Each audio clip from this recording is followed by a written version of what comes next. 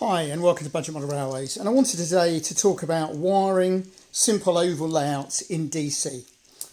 We get quite a lot of questions over it. It's actually really simple. There's quite a few myths around it, so I wanted to debunk a few of those and show how simple it is. Now this is DC. I don't get involved in DCC, so I'm sorry, I can't help if that's what you're watching for. I'm talking about the old DC here. But it really is very simple, primarily because what we're using is modern InstallFrog points. And this is where a lot of the confusion comes from. Now we'll also be looking at a more complex layout, but let's look at a simple one to start off with.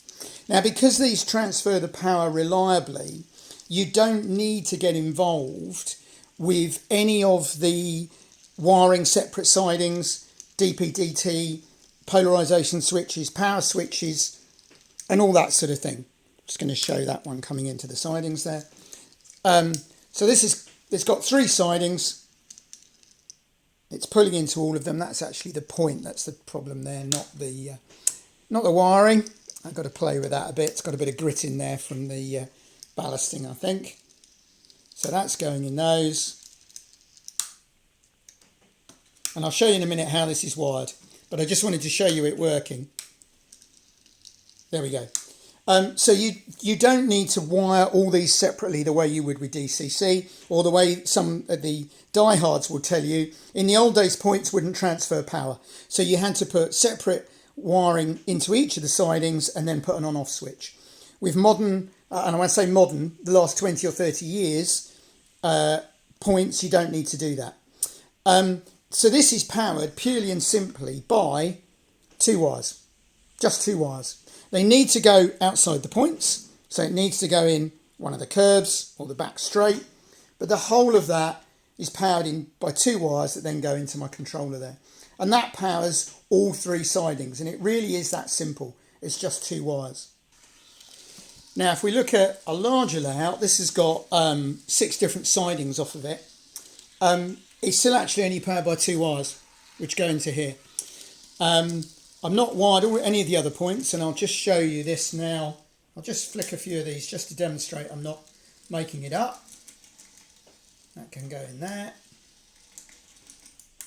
That can go in there. Oh, I haven't cleaned the ballast off this yet properly, which is why it's struggling a little bit. It's going to go around in that one.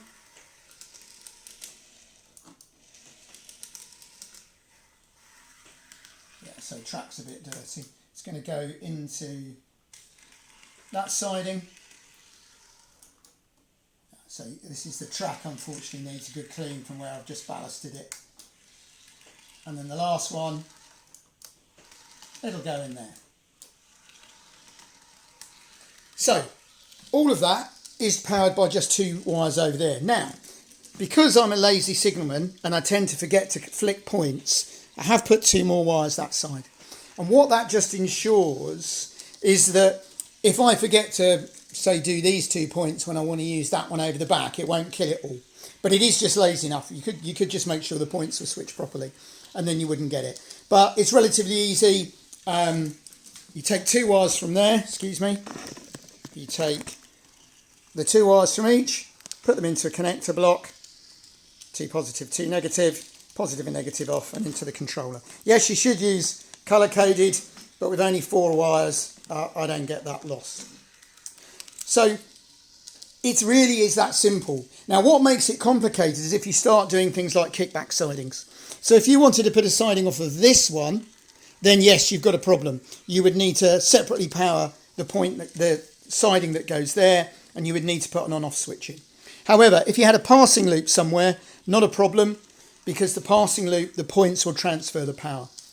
So even a relatively complex layout like this, and this, bear in mind, this is running one loco at a time. I've only got one running line, so it really doesn't matter. If you want to run 2 bits of loco on the same bit of track, and I've never quite seen the need for that, then yes, you're going to need DCC, which is very much more, it's not complicated, it's just more time consuming because you've got to put droppers in everywhere. Now, in point of fact, you don't have to, as somebody that knows about DCC pointed out to me, but it's become habit. And actually what's happened now is I'm even talking to people who are making DC layouts, who are putting 20 or 30 droppers in a track this size just to make sure. And there is absolutely no need to do that. This is running off of 4 wires. There is no need to go wiring individual sidings. There's certainly no need to go wiring every single piece of track. Most track, whether it's 00, N, 009, O, the power will transfer on the fish plates just fine. I've never had a problem in all the layouts I've built using second-hand track. Change the fish plates occasionally. I don't understand where the ideas come from that fish plates are unreliable, that you need to solder everything, that you need to do wires, that you need to do droppers. I understand with DCC where you can get all sorts of issues with shorting and that sort of thing. That I get. But with DC, there's a massive amount of overkill going on wiring on a lot of layouts. I have seen people doing these layouts, as I say, with droppers everywhere, power after the points, switches to transfer the power in case the points don't do it, etc., etc. And there really is no need. Now, if you were going to put a second loop and you want to join them, which is a common thing, that does make it more complicated. You will need to insulate where you join the inner circle, for instance, and you'll need 2 controllers. Personally, I don't see the need to do that. You get 2 circuit layouts with 1 join. So for argument's sake, you put a join and a point in here and you put an inner loop. You can still only run 1 train on DC unless you want a separate controller, but you've taken a train off of this one to run into that one, which means you'll have to take a train off the inner loop. You're not running any more trains, you're just running different trains. So personally, I don't like the 2 loops joined idea. I would always keep my 2 loops separate. But this is a single loop, although it looks more complicated. The actual design of the layout is this becomes an Inglenook shunting yard. This is a very large bay platform to store my EMUs. This is a narrow branch line that will come to a little branch line station. And then this one and this one are off-scene storage sidings. You've not seen this layout. I have ballasted it. It was another attempt at ballasting. Quite happy with it. It's going to be a Japanese layout. I didn't have any ballast mat. Its Kato track would need more room because of the points. So I thought I'd have another go at ballasting. You'll have seen the videos I did recently on ballasting if you want to know how to do it. But hopefully that will simplify some of the myths around DC wiring on ovals. The first one I showed you couldn't be simpler. It's 3 sidings. So long as the sidings are all coming off of that track, 2 wires will run it. This is more complicated. We've got 6 sidings, but I still only actually would need 2 wires. I've only got the second group of wires, because as I say, I'm a poor signalman. But beyond that, 4 wires, and you've got the whole layout running. So, in the nicest possible way, don't overcomplicate this. Don't copy DCC technology. Don't talk to the old boys who say these points won't transfer power. It depends what you're working in. If you're using 00, many of the older Hornby points are pretty shocking. They won't transfer power reliably. But I am told the new Hornby ones are good. I personally always use Pico because I know they're good, but I'll accept that perhaps the Hornby new ones are okay. If you're watching this in the US, I can't really help you. I don't know what are the best points out there. Perhaps somebody could put in the comments which manufacturer of points in the US reliably transfers power. But Pico absolutely do with their Insulfrog. With their newer joint Insulfrog or Electrofrog, you can have either and they'll work the same. Now, obviously, if you were really only going to run with this with 1 loco at a time, then you could use Electrofrog points, but you would be limited to 1 loco. This way, on this particular layout, I can actually have, I think I've worked out about 5 different locos and consists. As long as I only want to run 1 at a time, and I only ever want to run 1 at a time, because I've only got 1 running circle, that's fine.